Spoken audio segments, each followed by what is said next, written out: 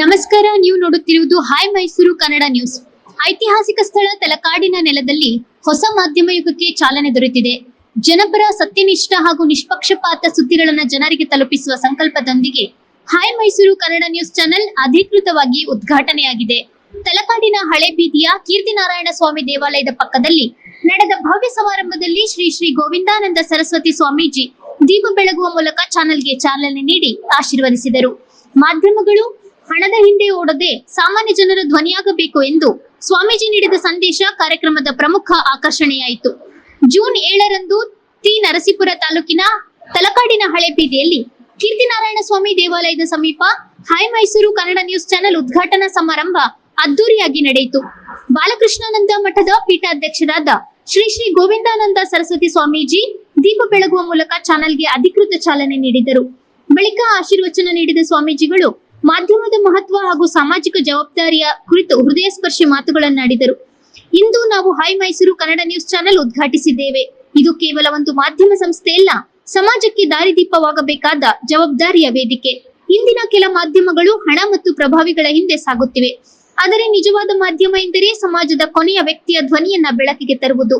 ದೊಡ್ಡವರ ಸುದ್ದಿಗಳು ತಾನೇ ಹೊರಬರುತ್ತವೆ, ಆದರೆ ಗ್ರಾಮೀಣ ಭಾಗದ ಪ್ರತಿಭೆಗಳು, ರೈತರು, ಕಾರ್ಮಿಕರು, ಬಡವರು ಹಾಗೂ ಸಮಾಜದ ನಿಜವಾದ ಹೀರೋಗಳನ್ನ ಗುರುತಿಸಿ ಜನರಿಗೆ ಪರಿಚಯಿಸುವ ಕಾರ್ಯವನ್ನ ಈ ಚಾನೆಲ್ ಮಾಡಬೇಕು. ಯಾರು ತಪ್ಪು ದಾರಿಯಲ್ಲಿ ಸಾಗುತ್ತಾರೋ ಅವರನ್ನ ಸನ್ಮಾರ್ಗಕ್ಕೆ ತರುವ ಶಕ್ತಿ ಈ ಮಾಧ್ಯಮಕ್ಕಿದೆ. ಆ ಜವಾಬ್ದಾರಿಯನ್ನ ಹಾಯ್ ಮೈಸೂರು ಯಶಸ್ವಿಯಾಗಿ ನಿಭಾಯಿಸಲಿ. ತಲಕಾಡು ವಿಶ್ವ ಪ್ರಸಿದ್ಧ ಐತಿಹಾಸಿಕ ಮತ್ತು ಧಾರ್ಮಿಕ ಕ್ಷೇತ್ರ. ಇಲ್ಲಿನ ಇತಿಹಾಸ, ಸಂಸ್ಕೃತಿ ಹಾಗೂ ಪರಂಪರೆಯನ್ನ ರಾಜ್ಯದ ಮೂಲೆ ಮೂಲೆಗೂ ತಲುಪಿಸುವ ಕಾರ್ಯವನ್ನ ಹಾಯ್ ಮೈಸೂರು ಕೈಗೆತ್ತಿಕೊಳ್ಳಬೇಕು ಎಂದು ಸ್ವಾಮೀಜಿ ಕರೆ ನೀಡಿದರು.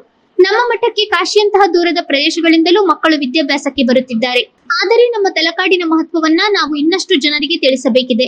ಈ ಕಾರ್ಯದಲ್ಲಿ ಮಾಧ್ಯಮದ ಪಾತ್ರ ಬಹಳ ದೊಡ್ಡದು ಎಂದು ಹೇಳಿದರು.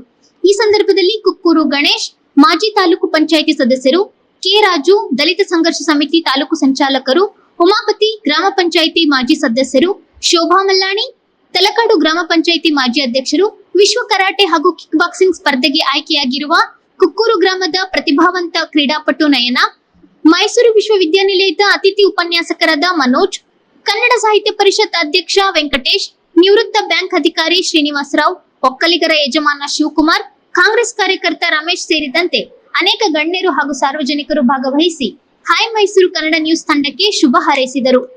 ಸತ್ಯ, ನಿಷ್ಪಕ್ಷಪಾತ ಹಾಗೂ ಜನಪರ ಸುದ್ದಿಗಳ ಮೂಲಕ ಸಮಾಜದ ಧ್ವನಿಯಾಗುವ ಸಂಕಲ್ಪದೊಂದಿಗೆ ಆರಂಭವಾದ ಹಾಯ್ ಮೈಸೂರು ಕನ್ನಡ ನ್ಯೂಸ್ ತಲಕಾಡಿನ ಹೆಸರನ್ನ ರಾಜ್ಯಾದ್ಯಂತ ಮೊಳಗಿಸುವ ಗುರಿ ಹೊಂದಿದೆ. ಹಾಯ್ ಮೈಸೂರು ಕನ್ನಡ ನ್ಯೂಸ್ ನ ಸಂಪಾದಕರಾದ ಪ್ರಶಾಂತ್ ಎಂ ಅವರ ನೇತೃತ್ವದಲ್ಲಿ ಜನಸಾಮಾನ್ಯರ ಸಮಸ್ಯೆಗಳು, ಗ್ರಾಮೀಣ ಭಾಗದ ಪ್ರತಿಭೆಗಳು ಹಾಗೂ ಅಭಿವೃದ್ಧಿ ವಿಚಾರಗಳನ್ನ ಜನರಿಗೆ ತಲುಪಿಸುವ ನಿಟ್ಟಿನಲ್ಲಿ ಚಾನೆಲ್ ಕಾರ್ಯನಿರ್ವಹಿಸಲಿದೆ. ಸ್ವಾಮೀಜಿಗಳ ಆಶೀರ್ವಾದ, ಜನರ ಬೆಂಬಲ ಮತ್ತು ಸಾಮಾಜಿಕ ಬದ್ಧತೆಯೊಂದಿಗೆ ಹೊಸ ಪಯಣ ಆರಂಭಿಸುವ ಹಾಯ್ ಮೈಸೂರು ಕನ್ನಡ ನ್ಯೂಸ್ ಜನರ ನಂಬಿಕೆಯ ಮಾಧ್ಯಮವಾಗಿ ಬೆಳೆಯಲಿ ಎಂಬ ಆಶಯ ವ್ಯಕ್ತವಾಯಿತು.